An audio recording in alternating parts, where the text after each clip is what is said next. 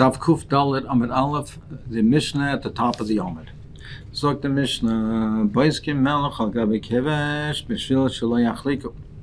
It's mutter to break up salt and scatter it on the kevesh, the ramp that's oil of the mizbeach, so the kahanim don't slip. When it rained, it used to be very slippery, so it's mutter for them to do it in the mikdash. As Rashi explains, it's not in the mikdash that we're allowed to do it, but in the Medina, it would be also to do it, because we say that in the mikdash, it's mutter because they're not going to leave the salt over there. In the Medina, he's going to leave it over there, and therefore it has the appearance of being boina. It has the boina that you're leaving something, you're putting something that's going to be permanently on the ground. So therefore, it's mutter in the mikdash, but not in the Medina. This will be discussed in more detail shortly in the Gemara. Zok the Mishnah Vayter, you can draw up water from these two wells for the purposes of the avodah on Shabbos, and even though you're drawing it up and you're using the wheel to draw it up, Ber Hakar b'Yontiv, and the Ber Hakar on Yontiv, but not on Shabbos. So we'll see in the Gemara why the Yontiv, the chiluk between Yontiv and Shabbos, and what the issue is with drawing water from these boiras. Why would be mutter? Why would the isser involved over here? L'zok the Gemara. He asked the following: Tanan, we learned in our Mishnah, you can scatter the salt on the kevish so that the kahanim don't slip. It's mashma dafkin the base of mikdash, but not in the Medina. I'll ask you a stira. If you have a chaser courtyard that was ruined by the water, maybe Tevin Muradaba, you can bring straw and spread it out over there. So it's mashma that even in the Medina it's mutter. Our answer is shiny Tevin delay Mavatalde. Straw is different. The problem over here, the issue over here is, as we mentioned, that if you put the salt over there, it's going to remain there permanently. It looks like you're being boina. It looks like construction, but the teven, they won't leave it there. They'll remove it from there. It doesn't stay there permanently, so therefore it doesn't have the appearance of being boinim. Well, what is the situation over here with the salt? If he intends to leave it there permanently, then he's adding on to the dimensions of the base of Mikdash. He's making the kevesh, he's adding on to the thickness of it. And it says the Gabi the base of Mikdash that all of it was from the hand of Hashem, and it was given over. It was given over to, it says, to be by the hand of Hashem, meaning that it has to be precise, exactly the way it was given. And that's the way it is, and you cannot change the dimensions of the base of Mikdash. So, therefore, if he's mevatel, he's changing the base of Mikdash, which is also v'deloika mevatel. And if he's not deloika mevatel, and if he's not mevatel over there, so he intends to remove it, ka have chatzitza, then it's chatzitza. It's a separation between the feet of the kahanim and the kevish, and there can be nothing separating between them and the floor or the kevish of the base of Mikdash. There has to be directly on the ground. There can't be any separation between them. The Gemara answer is, where are we talking over here? We're talking we're talking it's the salt on the kevish, and he's not intending to leave it there permanently. He's not mevatel it, so therefore there's no problem being meisiv al binyan. And there's also no problem as far as chatzitza, because we're talking where it's not an avodah. It's not talking simply about taking the vorim from the kevesh and to take the kevesh and put it on the mizbeach, which is not an avodah, and therefore the chatzitza would not be a problem. For the Gemara Veloy, is chatzitza not a problem in such a case? It says v'hikra v'kain esakol v'hikra mizbeach. It says that the kain is maktir everything on the mizbeach. So we darshan from here. It says v'hikra esakol that he's marked to the kolam mizbeach va'amar marzu halach zevorm lekevesh. What it refers to over here is bringing the avorim from the kevesh to mizbeach. It says in the first part of the pasuk, it says he washes the karev and the karayim. So we're talking over here that we're talking about the items that it's talking that he's makter on the mizbeach. So therefore, when it says v'hikra v'kayin is called v'hikra mizbeach, we're talking about the vorim that are supposed to go into the mizbeach, and therefore it says that in this case that he's makter on the mizbeach, and that is therefore considered to be an avodah. And therefore, if it's considered to be an avodah, there can't be a chatzitza. Ella, the Gemara says, Ella ema ena chanami. We're not talking about the bringing up of the evarim to the mizbeach. Over there is a chatzitza. There is a chatzitza over there. What we're talking about over here is Ella ema b'halachas eitzim l'ma'aroch d'lav avodah. We're talking about bringing the fire with the wood and bringing it up to the mizbeach, that it should be burned over there. That is not considered to be an avodah. There we don't say that's considered a avodah, and therefore a chatzitza is not a problem, and therefore we're talking about salt that he is not intending to remain permanently on the kevish. There's no problem of being meisif al habinyan, and there's also no problem with chatzitza. Well, we're talking in a case where he specifically is intending to remove the salt, because otherwise it would be also even the Mesa Mikdash. So what is the chilek between the Mesa Mikdash and outside the Mesa Mikdash? Essentially, it should be the same. That if he's intending to keep it there permanently, then it's also. If he is not intending to keep it there permanently, then it's mutter. So why is there a basic difference? What is the difference between the Mikdash and the Medina? So he answers as follows, that in the Mikdash and the Stam, that is a normal procedure. The normal procedure is that they would remove the salt. So therefore it's not a The normal procedure in the Medina is that they would leave it over there. And therefore that's the norm, and that's why it's awesome. Dorish Rava, he says, Chaltzer is kalkal v'meimik shamim. If you have a Chaltzer that was ruined by the rain, maybe Teven Omerada Ba. He brings a straw and he spreads it out on the ground. And it's mutter to do that. Omer le'Rav Rava, we learn the Baraisa, Kishu Merada, Ein Merada loy b'sal v'loy b'kupa, ela b'shulei kupa. When he spreads it out, he has to do a shinoi. So he can't spread it out, not from the basket or box, but only from the remnants that remain in the base of the box. And Taisa says you have to do differently, explains differently in Rashi, means you have to turn the box over and do it from the other side. You have to make an act of shinu b'dar. You can't do it in the normal way. So therefore, Hara Aikim Rava Amira Lavadora, she put in a Meira, and someone a speaker to Darshan, Dvarim Shamati Lefnechem, what I previously told you, those ain't biyad, it's a mistake. The Ram, the truth is, Kacham Mishum Rabbi Lezer, Kishu Marada, when he spreads out the straw, Ein Marada Lebesav Lebekupa, Ella Beshulei Kupa, you have to do it with a Shinoi. The Gemara continues, the Gemara Vaitim Malami Bar HaGoyla. The Mishnah said that you can draw water from the Bar HaGoyla. Ula Ikla Lebe Rabbi Nashe. Ula went to the house of Rabbi Nashe. Also Haugavat, Harababavas, her person came and knocked on the door. So he said, Omar Man Hai. Ula said, who is this man who's knocking? Liskal Gufa de Kamacha Leila Shabsa. His person's body should be desecrated because he's Machala the Shabbos. He's Machal Shabbos, his body should be Machula. Amar Le Rabba, he said, no, Lo Yalsher Ella Kol Shel Shir. The Isser on being mildly cold, making a noise, is a Kol Shel Shir. Meaning that the issue over here is in drawing the water.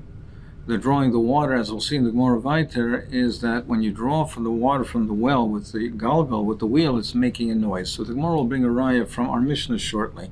Eisei Abaya, you're telling me that the only Isra is Kol Shel Shir.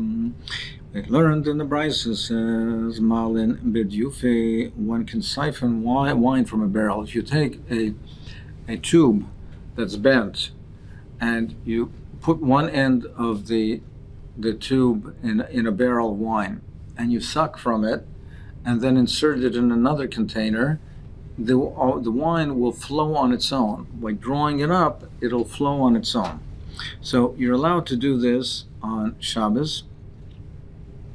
Umatifin mi'arek l'chayla b'Shabbos, and you're also allowed to make water drip from this, what is called an arak for a sick person on Shabbos. As Rashi explains it, so it was a kli, had a small hole. On the bottom, it was perforated in little holes, and it was filled with water, and a metal container underneath. When you removed the top and to allow the air in, it would drip slowly and drip, and the drops would land on the metal and would make this sound. And you're allowed to do it for a chayla. Now, this making of the sound could have either two purposes, either to wake up the chayla or to put him to sleep. So in Medayik, you're allowed to do this for a chayla in the bori loy. It's only for a sick person, but not for a healthy person.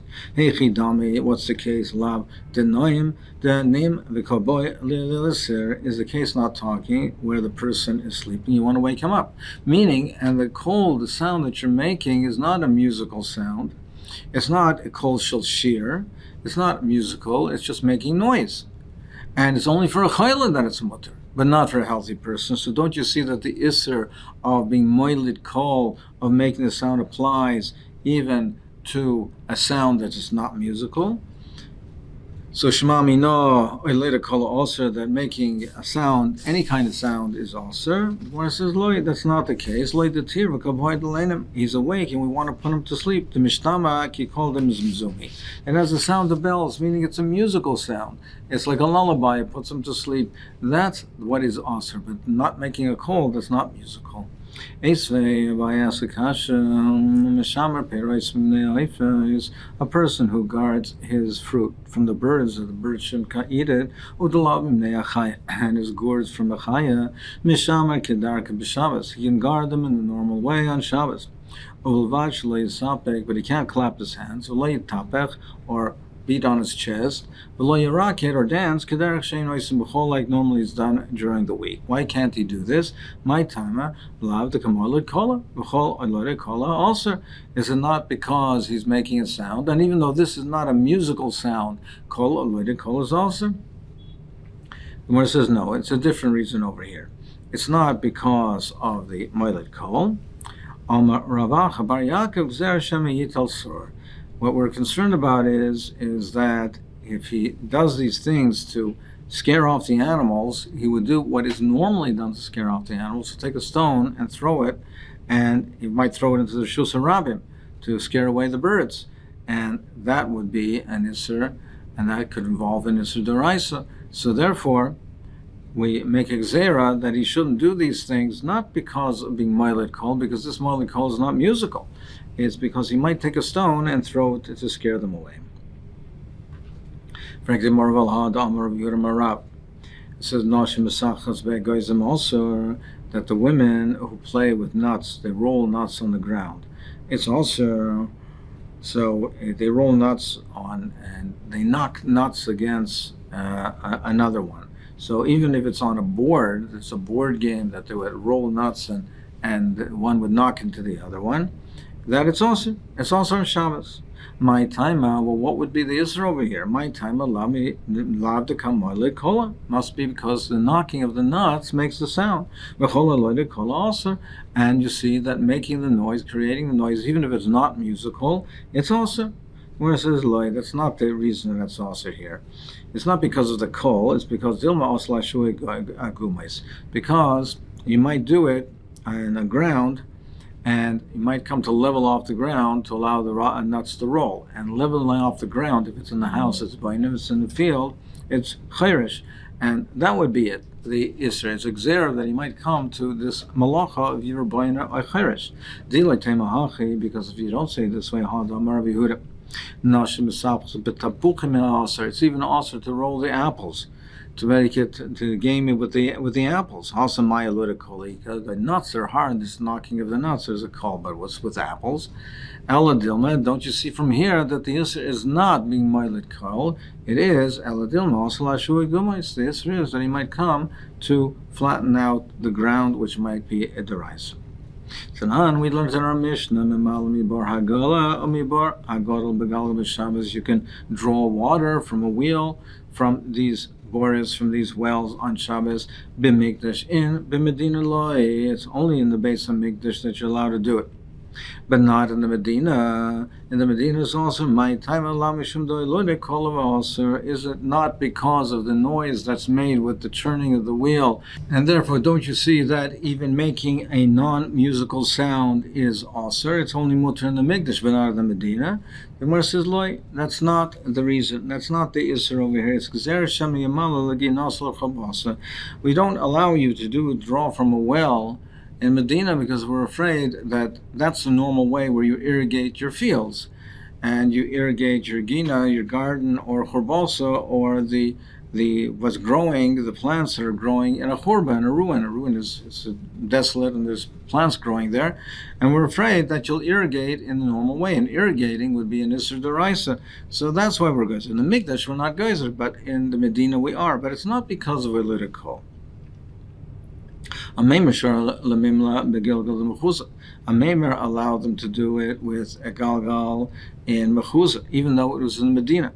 Omar, he said, my time it goes Rabbanan. Why did the Rabbanan Aser drawing the water with the galgal and Shem Yamal Ginasal Charbos? Because he might irrigate his gina or churba. But in Mechuzah, it was not an area where they had plants growing, not a gina, not a churba, so the town doesn't apply. It should be mutter.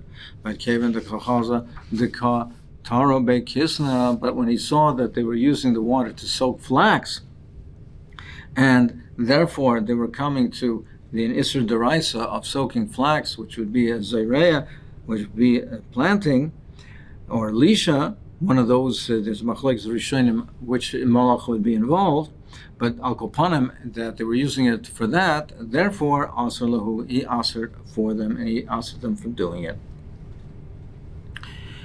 Lamaisa, therefore, the maskon of the Gemara is that we have no raya, and we have no raya whether the Isser is for a kola, and if there be any Isser on the non-musical being moiled kol.